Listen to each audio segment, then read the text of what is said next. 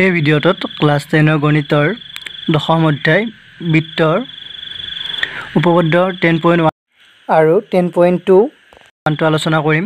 ইয়া প্ৰমাণটো কৰি দিবলৈ চেষ্টা কৰিম। উপপাদ্যটো আছে এটা বৃত্তৰ যিকোনো বিন্দুত টনা স্পৰ্শকডাল স্পৰ্শবিন্দুৰ মাজেৰে যোৱা ব্যাসাৰ্ধ লম্ব। প্ৰথমতে আমি এটা বৃত্ত আঁকি লৈছোঁ। এইটো দেখিছে বৃত্ত, ইয়াৰ এডাল স্পৰ্শক আঁকিম আমি। চাব, মই প্ৰথমতে ছবিটো আঁকি দি আছোঁ। স্পৰ্শক, এইটো বিন্দুত স্পৰ্শ কৰিছে, আপোনালোকে স্কেল ব্যৱহাৰ কৰিব। চ' দিছে যে বৃত্তৰ যিকোনো বিন্দুত টনা স্পৰ্শকডাল, আমি এইটো বিন্দুত স্পৰ্শক টানিলোঁ। এইটো বিন্দুত স্পৰ্শবিন্দুৰ মাজেৰে যোৱা ব্যাসাৰ্ধ লম্ব। চ' এইটো এটা বিন্দুত আমি স্পৰ্শক আঁকিছোঁ। এই বৃত্ত হৈছে বিন্দুবোৰৰ সমষ্টি। চ' এই বিন্দুটোত যিডাল ব্যাসাৰ্ধ হ'ব সেইডাল ইয়াত 90 ডিগ্ৰী হ'ব। সেইটো আমি প্ৰমাণ কৰিব লাগিব, বুজি পাইছে? চ' এইটো 90 ডিগ্ৰী বুলি প্ৰমাণ কৰিব লাগিব। এতিয়া প্ৰথমতে আমি দিয়া থকাখিনি ভালদৰে লিখি লওঁ। দিয়া আছে given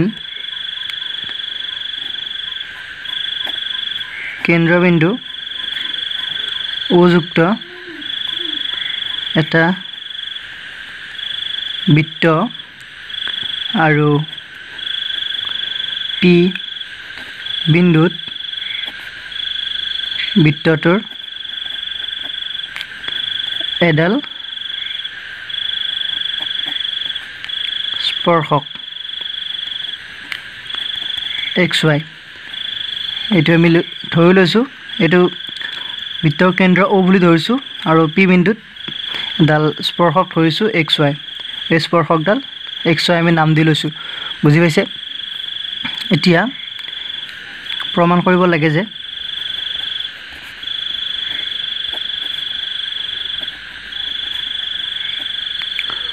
OP perpendicular two XY, এইটো প্ৰমাণ কৰিব লাগে। ইয়াত অংকন কৰিম, অংকন কনষ্ট্ৰাকশ্যন। চাব, XY স্পৰ্শকৰ ওপৰত Q এটা বিন্দু লোৱা হ'ল আৰু OQ সংযোগ কৰা হ'ল।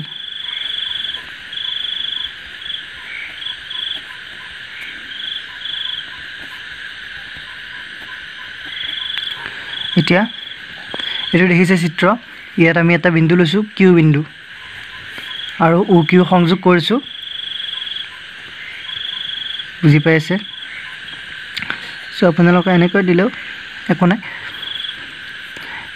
এতিয়া চাব, প্ৰুফ। এতিয়া দেখিছে Q বিন্দু XYৰ ওপৰত আছে। চ' আমি সেইটোৱে লিখি লওঁ, Q XY স্পৰ্শকৰ ওপৰত আছে, বুজি পাইছে? এইটো আমি লিখি লৈছোঁ, দেখিছে এডাল XY স্পৰ্শক, ইয়াৰ ওপৰত এটা বিন্দু আছে Q। চ' সেইটো লিখিছোঁ। এতেকে Q বৃত্তৰ বাহিৰত আছে।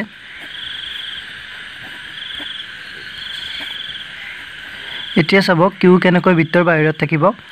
এইডাল স্পৰ্শকে কেৱল এটা বিন্দুত স্পৰ্শ কৰি গুচি গৈছে। চ' আৰু বৃত্তটো কোনো এটা বিন্দুত স্পৰ্শ কৰা নাই। চ' এইটো বিন্দুত যিডাল আমি ব্যাসাৰ্ধ লৈছোঁ, এই ব্যাসাৰ্ধডালৰ বাহিৰে আপোনালোকে যদি ইয়াৰ পৰা ধৰা হ'ল এইখিনিত লয়, য'ত বিন্দু লয় সেইটো বৃত্তৰ বাহিৰত হ'ব। চিত্ৰটোৰ পৰা নিশ্চয় বুজি পাই আছে। আৰু চাব, ইয়াৰ বাহিৰত যদি আমি বিন্দু লওঁ এইটো বৃত্তৰ বাহিৰত হৈ যাব। সেইবাবে আমি সেইটো লিখি লৈছোঁ, Q বৃত্তৰ বাহিৰত আছে। কেনেকৈ আছে বুজি পাইছে? এইটো বিন্দুত বাহিৰে আৰু বাকী যিকোনো বিন্দুৰ পৰা যদি আমি সংযোগ কৰোঁ ইয়াত O বিন্দুৰ লগত, তেতিয়াহ'লে ইয়াৰ ব্যাসাৰ্ধতকৈ দীঘল হ'ব বস্তুটো, বুজি পাই আছে?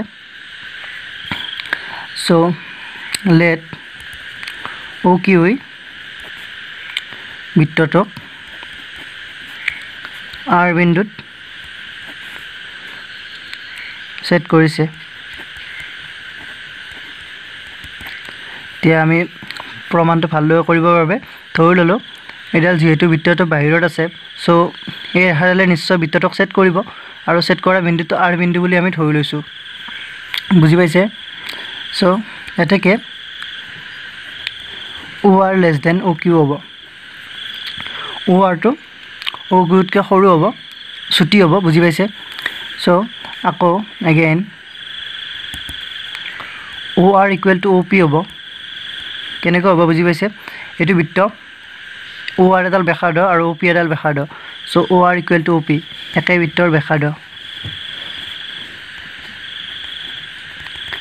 সো এটাকে আমি এইটোত OR ৰ ঠাইত OP বহুৱাব পাৰিম so OP less than OQ OQতকৈ OP ডাল ছুটি হ'ল সেয়ে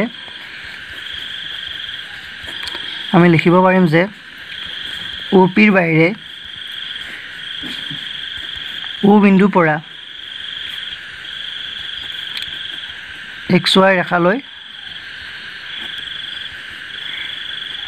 সংযোগ কৰা যিকোনো ৰেখা OPতকৈ দীঘল হ'ব বুজি পাই আছে দেখিছে OP লেছ দেন OQ পালো ইয়াৰ পৰা আমি লিখিব পাৰিছো যে OP ৰ বাহিৰে O বিন্দুৰ পৰা XY ৰেখালৈ সংযোগ কৰা অৰ্থাৎ আমি ইয়াৰ যিকোনো বিন্দুলৈ যদি আমি এইটো সংযোগ কৰি দিও তেতিয়া হলে OPতকৈ দীঘল হ'ব এইডালতকৈ আমি দীঘল পাম বুজি পাই আছে এতিয়া অৰ্থাৎ ইয়াৰ পৰা আমি লিখিব পাৰো দ্যাট ইজ XY বিন্দুবোৰলৈ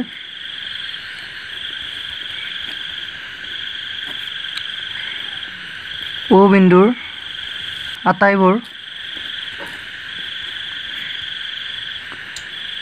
দূৰত্বৰ ভিতৰত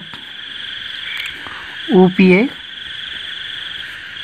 আটাইতকৈ কম কি কৈছো বুজি পাইছে এইখিনি কথাকে ওপৰখিনিকে আমি আকৌ তলত লিখিছো ইমানবোৰ আপোনালোকে লিখিব নালাগে যদি বুজি পায় মই বুজি পোৱাৰ বাবে এটো অলপ দীঘলীয়া কৰিলো চাব OP ৰ বাহিৰে O বিন্দুৰ পৰা XY ৰেখালৈ সংযোগ কৰা যিকোনো ৰেখা OPতকৈ দীঘল হ'ব অৰ্থাৎ এইডালতকৈ আমি এইডালৰ পৰা যদি ইয়ালৈ সংযোগ কৰো দীঘল হ'ব হেতুকে আমি আকৌ এটা বেলেগ লাইন লিখিছো XY ৰ বিন্দুবোৰলৈ O বিন্দুৰ আটাইবোৰ দূৰত্বৰ ভিতৰত OP আটাইতকৈ এইটোকে আমি লিখিছো XY ৰ বিন্দুবোৰলৈ অৰ্থাৎ XY এইডাল ৰেখাত অসংখ্য বিন্দু আছে ইয়াৰ বিন্দুবোৰলৈ O বিন্দুৰ আটাইতকৈ দূৰত্বৰ ভিতৰত অৰ্থাৎ এইটো পৰা এইটো কানেকচন কৰিলো এইটো পৰা এইটো কৰিলো এনেকৈ কৰাৰ পিছত OP আটাইতকৈ কম হ'ব এইটো কথাক আমি লিখিছো মই বুজি পোৱাৰ বাবে এনেকুৱাকৈ লিখি আছো সো বুজি পাইছে এতিয়া আকৌ আমি জানো কোনো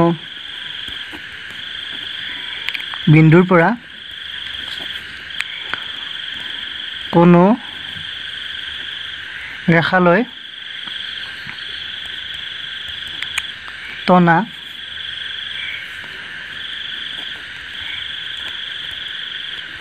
আটাইতকৈ কম দূৰত্ব হৈছে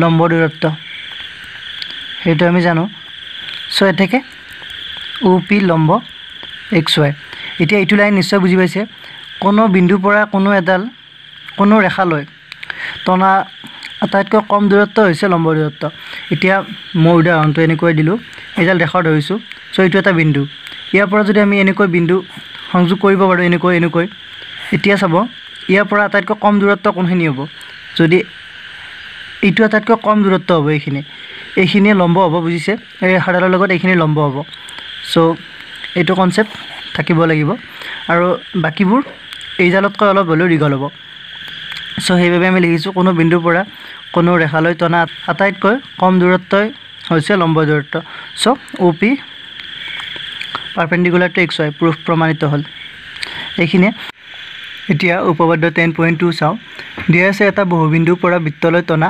স্পৰ্শকবোৰৰ দৈৰ্ঘ্য সমান সো এটা এটা বৃত্ত আঁকি ললো আৰু বহুবিন্দু ইটো আকো এটা এটা বহুবিন্দু ধৰা হ'ল সো এতিয়া প্ৰথমতে আমি লিখিলো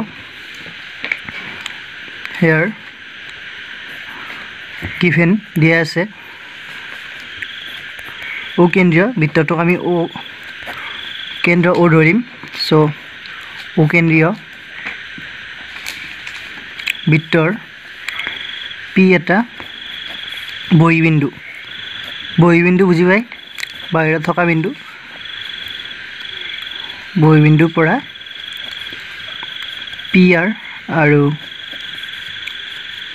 পি কিউ দুডাল স্পৰ্শক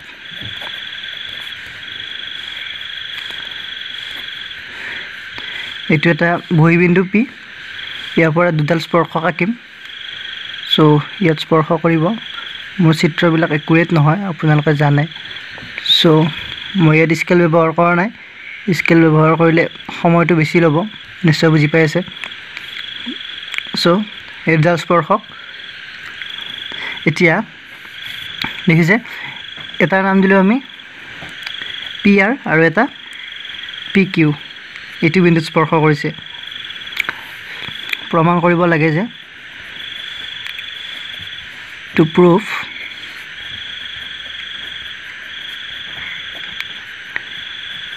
P R equal to P q এই দুডাল সমান বুলি প্ৰমাণ কৰিব লাগে বুজি পাইছে এতিয়া আমি অলপ অংকন কৰি ল'ব লাগিব অংকন অ আৰ অ কিউ আৰু অ পি সংযোগ কৰা হ'ল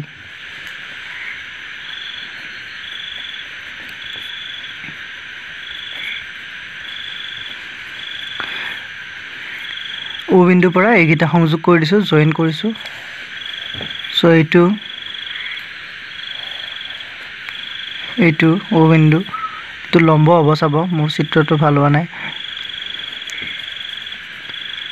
সো এইটো 90 ডিগ্ৰী আৰু এইটো 90 ডিগ্ৰী এইটো কিতাপত ইফালে দিয়া আছে একোনা সেইটোৰ লগত আপোনালোকে যিকোনো ফালে ইচ্ছামতে দিব পাৰে এতিয়া প্ৰমাণ প্ৰুফ এতিয়া আমি এই দুটা ত্ৰিভুজ ল'ম এইটো আৰু এইটো সো ত্ৰিভুজ পি আৰ অ আৰু ত্ৰিভুজ পি কিউ অ এই দুটা ত্ৰিভুজ ল'লোঁ সো ইয়াত চাব O R equal to O Q কেনেকৈ বুজি পাইছে একে বৃত্তৰ ব্যাসাৰ্ধ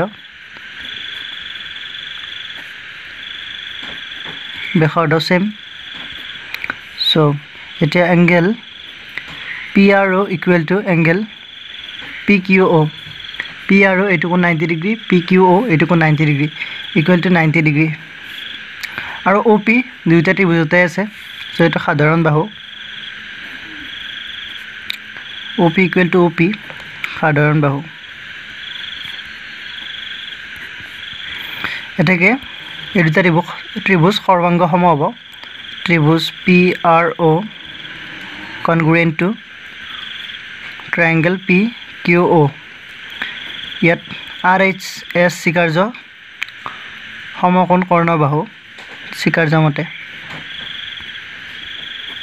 স্বীকাৰ্যত্ব ক্লাছ 9ত আছে চাই ল'ব এটাকে এই দুটা ত্ৰিভুজ যদি আমি সৰ্বাংগ সম পাওঁ তেতিয়াহ'লে ইয়াৰ প্ৰতিটো অংগ সমান হ'ব বুজি পাইছে অৰ্থাৎ এটাৰ ওপৰত এটা ত্ৰিভুজ একেবাৰে আমি জাপ খোৱাকৈ একেবাৰে মিলি যাব কি ক'বলৈ গৈছোঁ বুজি পাইছে so P R equal to P Q ইয়াৰ পৰা আমি লিখিব পাৰিম এটাকে P R equal to P Q প্ৰমাণিত হ'ল প্ৰুভড এইখিনিয়ে থেংক ইউ